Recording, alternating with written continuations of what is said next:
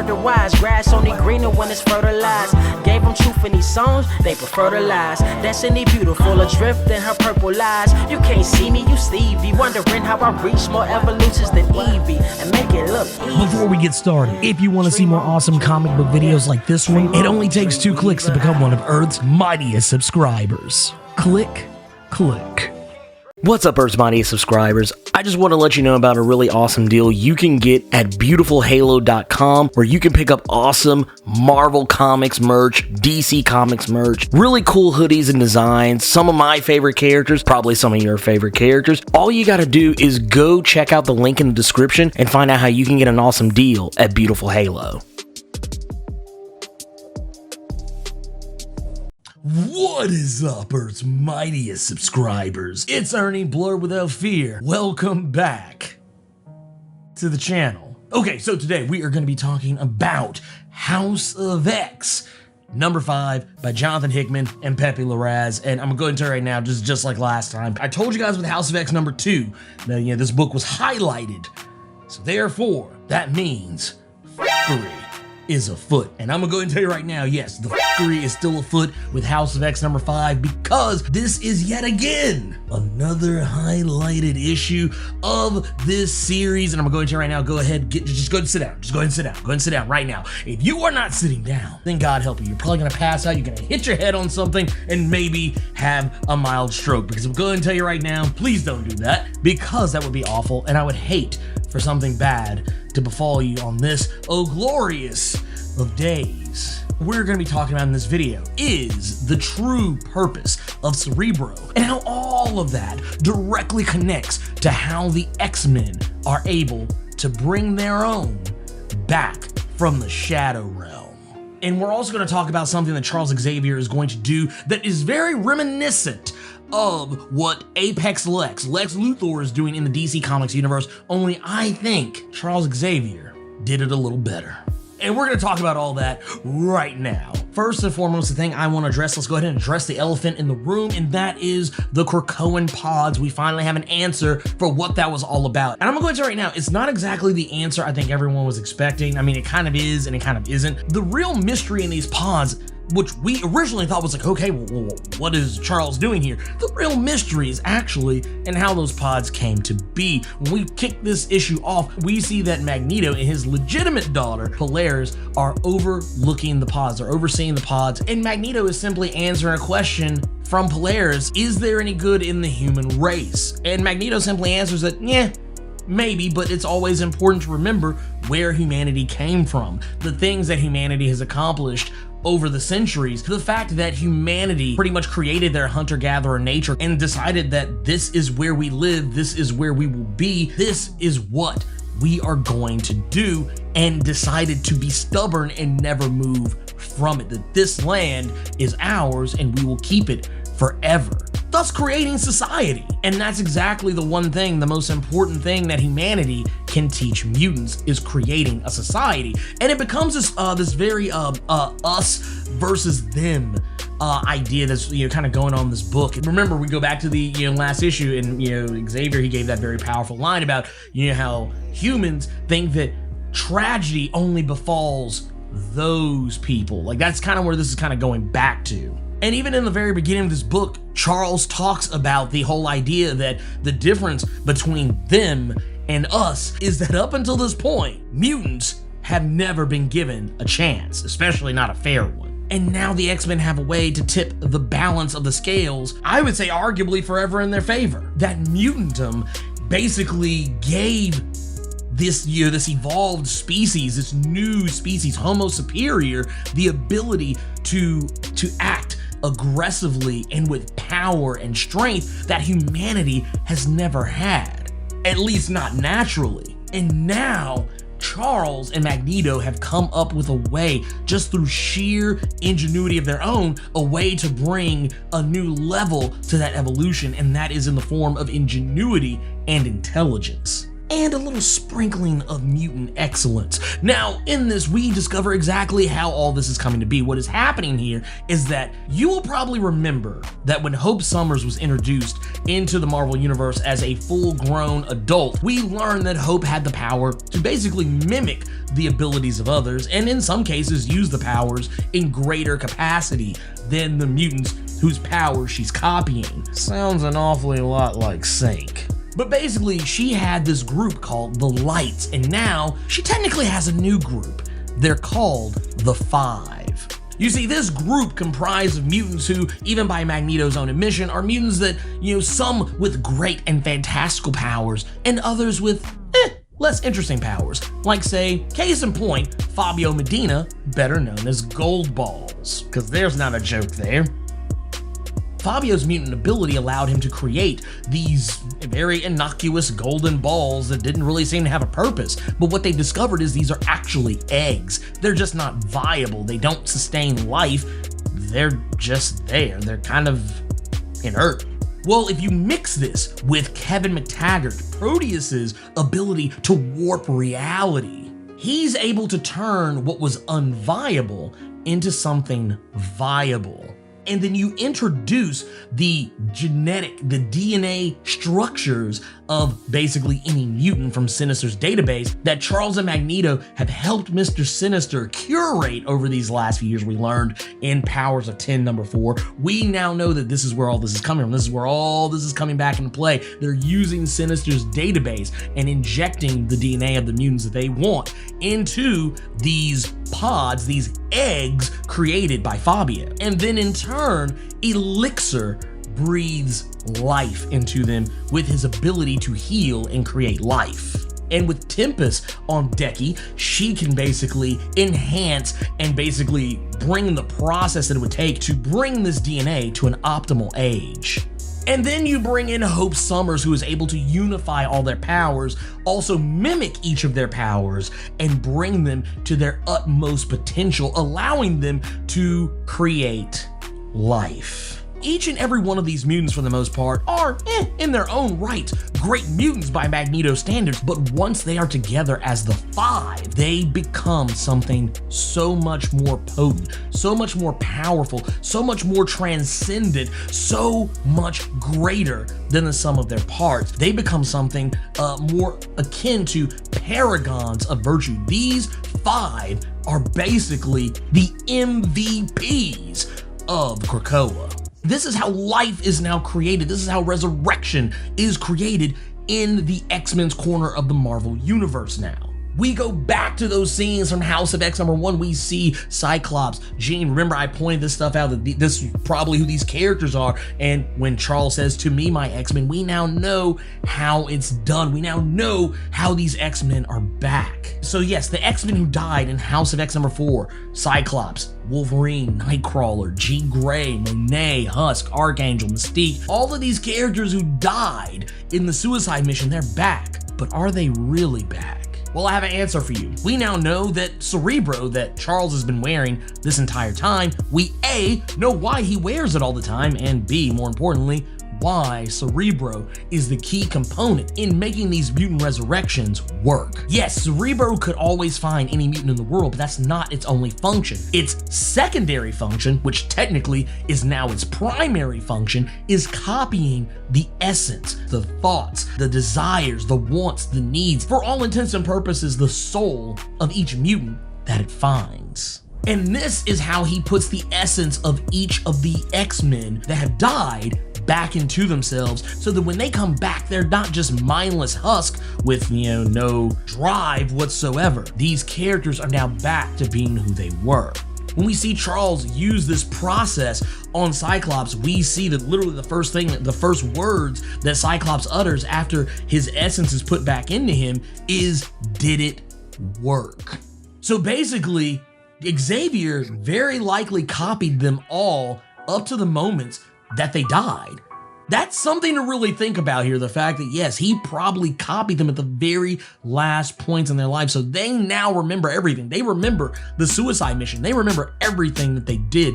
They know exactly what was at stake, what happened, their final moments, and now they're back. And they're able to ask the question, did we win? One thing we do learn that's of note here, and I think this is very important that we pay very close attention to this. It has been posited that the 5 can actually be switched out, that there is a potential for characters like Mimic and, more importantly, my personal favorite and all-around GOAT, Sync. Yes, that's right, Sync finally getting some goddamn respect on his name, goddamn it. This is my guy, goddamn it. And I'm gonna tell you right now, I'm so glad. Jonathan Hickman, thank you. I wanna say, Jonathan Hickman, thank you. Thank you so much for, and I know he's not in the book, so I mean, technically, I shouldn't be thanking you, but thank you for at least putting some respect on my guy's name. Thank you for that. Thank you from the Blerd Without Fear. But that said, these mutants can be switched out. Mimic, because he can mimic other people's abilities, he could possibly stand in and maybe help recreate those powers. More importantly, Sync can also stand in possibly for Hope, since they pretty much have damn near the exact same power set. They even point out the fact that Proteus, there is an actual issue with Proteus. They also have to use this process to keep recreating bodies for Proteus. You gotta remember, Proteus burns his body out the more he uses his abilities, and at the rate that they use these abilities to bring back their lost brothers and sisters, he can burn out his body in little as a week. And there's even some instances where they say his body can last as little as 1 day. So they use this process to keep bringing Proteus back and back and back and back again. I also find it really interesting that they're using Xavier's DNA to create the new bodies for Proteus, and I'm pretty sure that will also come back and bite somebody on the ass in the long run.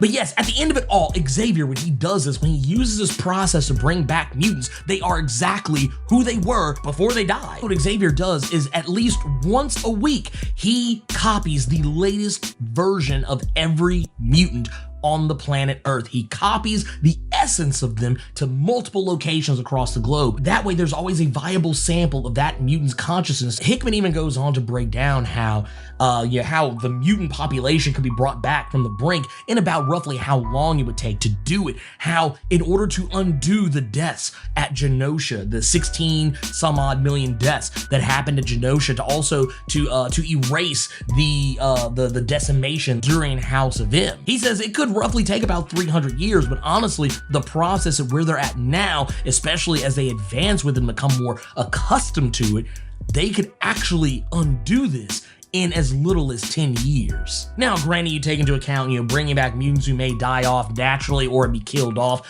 during that process. All that stuff is taken into account. However, I appreciate the fact that they do talk about the fact that, yes, the 5, they are not doing this against their will. They actually enjoy doing this, and that to them, it's a very euphoric process. Not necessarily like, the euphoria you feel when you do drugs, but the euphoria of accomplishment, the euphoria that you feel when you've done something special. And that apparently these 5 have become close. Proteus, Hope, Tempest, Gold Balls, Elixir, they have all become the closest of friends and have become inseparable. And I believe this is something that's gonna come off down the road. Something is going to happen with this. I guarantee you something is going to happen. Hickman is leaving.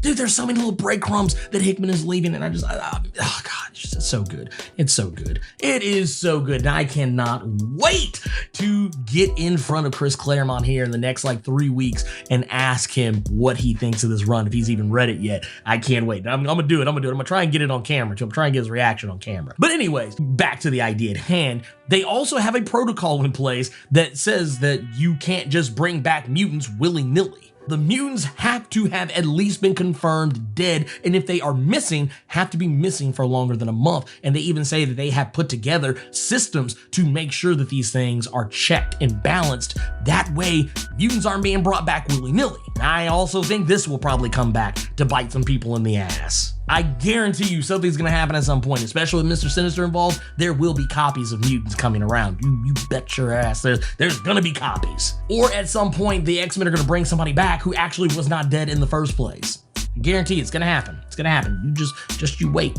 I also appreciate the fact that they point out that Charles, theoretically, and this whole resurrection process, they're able to churn out 1,000 mutants a week. And technically, say if they wanted to push it to optimum capacity, he could technically upload and resurrect 6,000 minds in a week, but Charles is technically not capable of doing that. Though I wonder if Jean is, considering she is a Omega level telepath. I wonder if maybe that might make a difference, but we don't know yet. And they do say there will be more telepaths that will probably have to start doing this workload for Charles, because he does say something that I think is very telling, that he does say he seems to lose a bit of himself whenever he uses his process. So it does make one wonder what the total and overall cost is. I mean, you never know, but I feel like, yes, in just this issue alone, so many threads are being addressed. And can we please put some respect on Storm's name? Oh my God, this issue right here. Oh my God, Storm is out here. I love the fact that when the X-Men come back, this woman who was literally on her knees, fallen, crying, broken, and just distraught over the loss of her fallen family, she immediately takes a leadership role and tells them to stand on their goddamn feet. She says the world is not ready for the return, but Krakoa stands waiting. And oh my God, it's so good. I almost feel like at this particular moment in the book, Storm turns into Zuri from the Black Panther movie. It's great. I love it. I'm here for it, because you can tell Storm is feeling herself. She's like, oh yeah, no. Look, Storm grabs the mic and is like, no, this is how we doing it from now on. This is how we doing things from now. We about to put some respect on these mutants' names who have gone out into space. God damn it, they have gone out into space. They have fought the good fight. They have destroyed Mother Mold, and they died for it. And guess what? Now these mofos are back, baby. Notice the fact that yes, the 5 are treated as celebrities. They are treated as the most important people on the island. People love them. They want to touch them. They want to get a hold of them. They want to see them. They want to breathe them. It's almost like K-pop stans. They're almost like K-pop stans, only less annoying. And when Storm unveils the fallen X-Men to the people of Krakoa, it is just a thing of beauty. And I love it. I love the fact that not only does she unveil them to them, and the mutants of Krakoa are like, they ask the question, we see them, but do we know them? And you see this moment where Storm has a smirk on her face, and it is just a thing of beauty. She asked Cyclops, how do I know it's you, brother? And Cyclops even goes as far as saying, I'm gonna read this verbatim, once I thought I was strong, a leader of mutants, and then you showed me what strong was, putting respect on her goddamn name. But I also appreciate the fact that Storm literally kisses his forehead and tells him that I learned it watching you. I was like, Hickman, you're trying to turn on the waterworks here, and I don't appreciate it. I really don't appreciate it. This is the second out of 3 weeks you've tried to make me cry, God damn it, and you're succeeding. Don't like it, but I love it. And I also appreciate the fact that Jean gets a little bit of flex moment. She gets a little bit of flex. It's not as strong a flex. I mean, this is the House of Flex book. It's not as strong as the flexes we've seen before, but when Storm asks Jean Grey, how do we know it is really you? I do appreciate that she says, I'm the only me that ever was a Roro. I'm like, oh, you didn't call her by a Christian name. Oh, okay, we go in there. And also, I want to give credit to Soldier X at Trox7131181 on Twitter. They were the one who actually pointed this out to me, but there is an old issue of X-Men. I don't remember which one it is, but he found an image that actually calls back to this exact moment between Jean Grey and Storm. So I thought that was amazing. Also, you best believe that was also some shade thrown at Madeline Pryor. And then they embrace each other. And I was just like, dude, this is a beautiful moment. This is such a beautiful moment. Even when we get to Monet, she's like, hey, how do we know that it is you? And Monet's like, don't touch me. It's like, yes, these are the mutants. They are back. Their personalities are back. Who they are is back. And you can tell that Charles and Magneto, while they are not necessarily crazy about what they've done, you can tell that there's some hesitance, that they feel like they are breaking the natural order of things. Though they don't directly outright say it, but you can tell that they believe in staying the course, that this is a necessary thing that has to happen to put mutant kind in a better position so that they can stand against humanity if and should the need actually come, that they can put themselves in a viable position to actually be a power in the world and be respected and feared, because we all know a good little healthy bit of fear can go a long way. More importantly, we also know that there is a vote going on right now because yes, Krakoa has been deemed as a sovereign nation at that, in good standing with the UN, but we learned that it wasn't really 1,000% official. There's still voting that has to take place,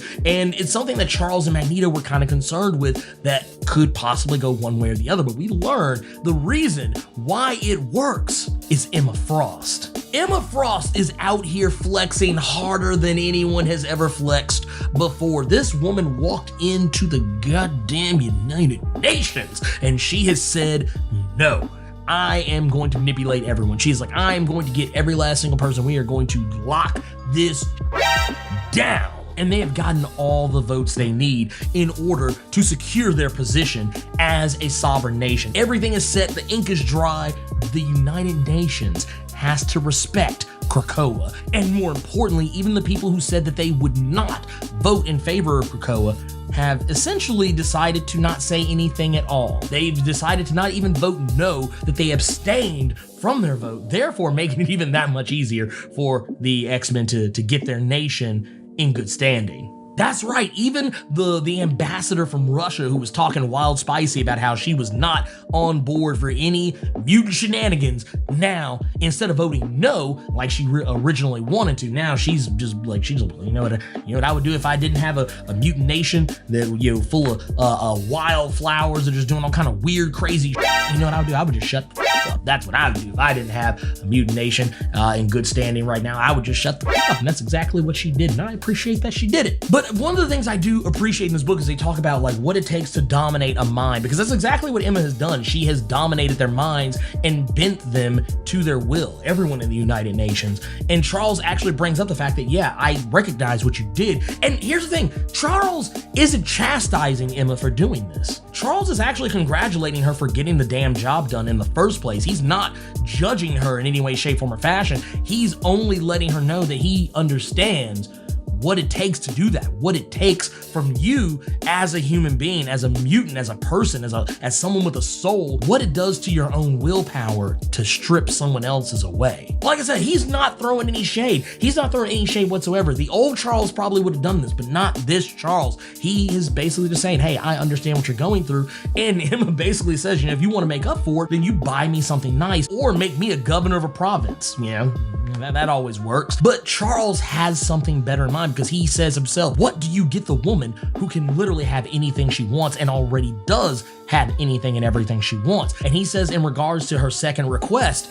he already has much bolder things in mind for her. And I can go ahead and tell you what those things are. I think this is how the Hellfire Trading Company comes into play with the Marauders book that's going to happen with Dawn of the X once all this stuff is wrapped up. Because you got to remember, that is something that's actually a thing. She has a trading company. And the reason why I think this is because when you go to the next page and we talk about mutant diplomacy, we learn that over 100 nations have accepted the trade deal with Krakoa. And basically what we learn is there are some nations that didn't want any part of this. 3 in particular that I think of a very important note are Madripoor, who they have basically dropped out because of political reasons, as does Latveria, who stepped out of this because of political reasons. When you get to the African section, and the first one we see is Wakanda, and best believe this is highlighted in red, and I guarantee you this is going to come back and pay dividends down the road. Hickman is letting us know that Wakanda, they have no need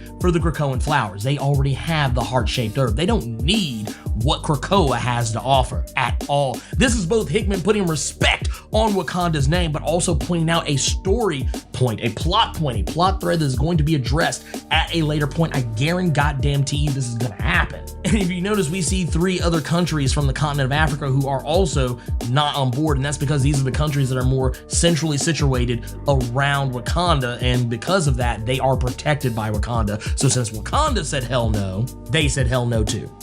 I talked earlier about how Charles Xavier is about to pull a move that Apex Lex Luthor, currently in the DC Comics universe, with Year of the Villain, where he sent out an offer to all of the villains of the DC Comics universe saying, hey, I'm going to give you everything you need to get the job done. Do you want in? Well, Charles is doing something similar, and that is why Wolverine is kind of hesitant to go along with a lot of this, because he feels like these people are some of the worst of the worst, the lowest of the low. Not necessarily all of them. Some of them are just characters that are, not necessarily bad. They make weird choices. But Magneto reminds him that Magneto himself was once a villain, that he was once a person who was not in good standing with the X-Men, and he stands here today, as does Wolverine, who was once a villain himself. And we find out what Charles has done is Charles has made an offer of his own. And it's as simple as this: if you are us, then be with us. And I'm gonna go ahead and tell you right now, the hits just keep on coming, because we see characters like Mr. Sinister pull up. We see random Wildside, a character who I want to believe is Lady Mastermind. We see Mesmero, Mentalo. We even see characters like Exodus pull up with Sebastian Shaw. Now, the one character in the kimono, I wasn't initially very sure who this was. I originally thought maybe this was Shinobi Shaw, because he's the only character I could really think of that wears a white kimono with a red trim, but I don't know, Shinobi Shaw masks just aren't really a thing. I want to give a shout out to Wilfredo Figueroa, who's always in the comments and on the Discord. I want to give a shout out to him, because he was the one who actually pointed out to me that this is in fact Tomi Shishido, a Wolverine villain by the name of Gorgon. Tomi Shishido, you would probably recognize as a character who's crossed paths with both Wolverine and Shang-Chi. We do also see Callisto, Selene, and Implate, and none other than the X-Men's own version of the big bad booty daddy, Apocalypse. And we do see other characters pull up. We see Frenzy, Marrow, Azazel, Black Tom Cassidy, as well as some other characters that pull up too. So, I mean, there's a lot of characters that show up in the scene. But when Apocalypse pulls up, we see that the Apocalypse immediately, he feels at home again. He says it's been too long. It's been too long since he's been back. And he immediately starts making himself at home. Because you got to remember what we talked about in the last issue of Powers of 10, that Apocalypse was here a long time ago, and he fought a war on this very land that basically staved off what was very likely Limbo, an Inferno level event. Wolverine, maybe more so than Magneto, they want to make sure that Apocalypse understands that this is an offer that he is being given, an olive branch to do something good, to create a better world for mutant kind, and wanting to know if Apocalypse is on board for this, and if so, is he 100% on board, or is he going to try and pull some because Magneto makes it very clear he is not going to risk losing this land because Apocalypse suddenly has more lofty ideals. But Apocalypse is the first one to point out that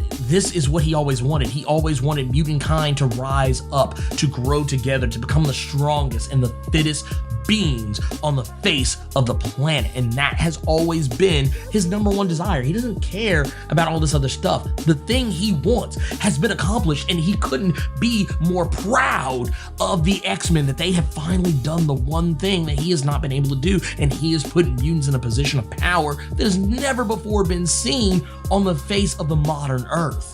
And when asked by Magneto to fully say the words that he is with them, he says it. He says, and I quote, "We submit to the laws of this land, be what they may," and acknowledge that from this day forward, we all serve a higher purpose than want or need.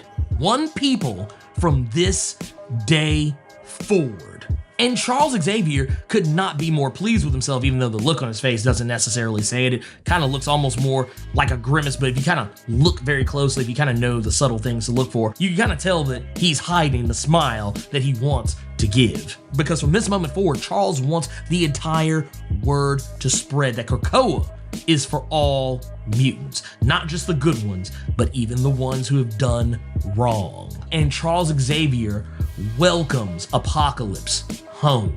And I also want to give credit where credit is due to friend of the channel, one above number this one, but right now I can just imagine Now, I didn't address everything in this issue because there's a whole lot to unpack here. I'm not gonna lie to you, there's a lot. I think as I am recording this, I am at 47 minutes on everything, and I mean, this is gonna be a long video, but I want to just go ahead and say right now, yes, this issue, while it may not be on the same level of just wow factor as House of X #2, I think there's a lot of bombshells being dropped here, and if you aren't recognizing how important some of this stuff is, I don't know what to tell you. But basically, you just need to know this issue is literally laying the footwork, the groundwork for everything coming forward. We now know, we have more context for why Apocalypse is a member of Excalibur, why Black Tom is on the X-Force. Why all these characters who we have seen as villains are now palling around with the X-Men, and more importantly, when we go back to that original promo material for House of X and Powers of 10,